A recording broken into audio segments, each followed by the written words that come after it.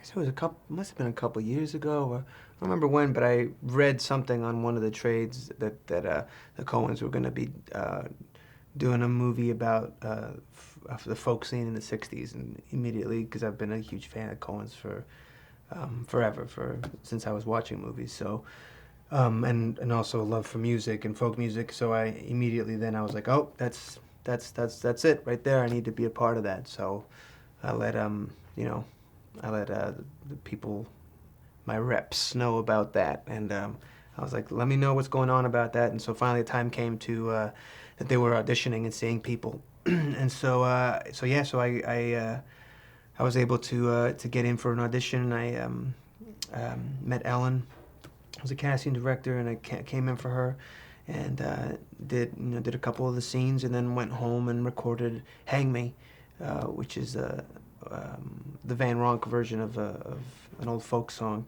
that they were having, I think, a lot of people sing and put on tape. And I did that.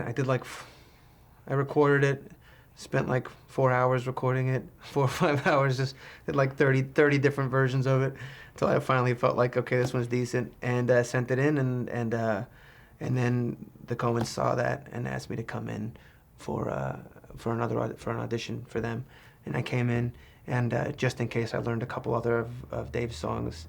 I learned Dink's song and a couple other ones, and did the scenes and played a couple songs, and then it was great. It felt really good in the room, and then they said they'd let me know, and then a month later, I got after a month of agonizing over when I was going to get it and screaming out to the universe, "Give me this!"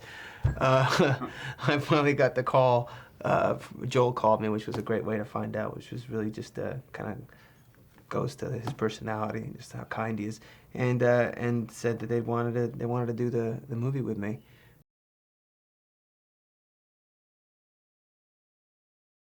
I think he ends up finding himself in a bit of an existential crisis, which, I mean, really, just life is just one long existential crisis, I guess. But he's things are piling up in a way against him that I think that they haven't yet. They haven't so far in his life. I think this particular week of his life there's particular challenges that make him want to kind of throw in the towel.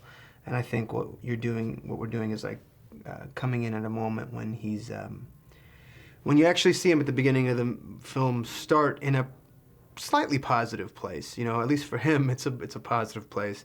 But as things progress, it's just one roadblock after the other that he's has to overcome, and he does. And I think partly there is a bit of the comedy of resilience, that his resilience, in a way, kind of like Buster Keaton. Sometimes you watch, he's just one thing after the other, but he's pushing through, and that, I think, makes us laugh and makes us love him. And I think there's a similar thing with this movie.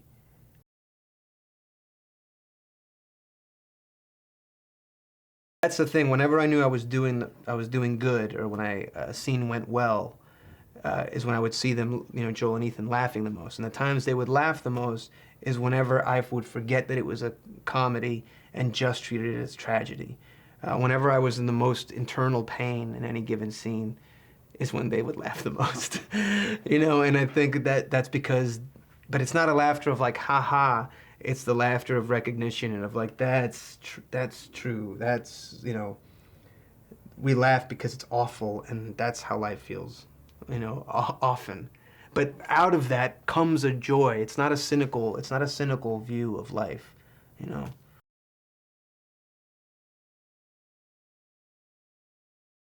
I've been a musician since, I guess, well, since I was 12, I've been playing guitar. What's funny is that I have a friend of mine that I met who has been playing in the Village for years. He's living on McDougal Street for 40 years. His name's Eric Franzen.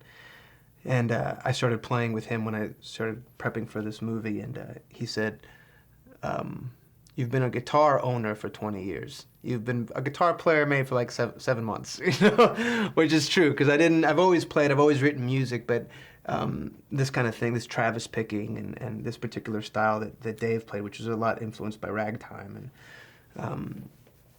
Reverend Gary Davis and all these guys.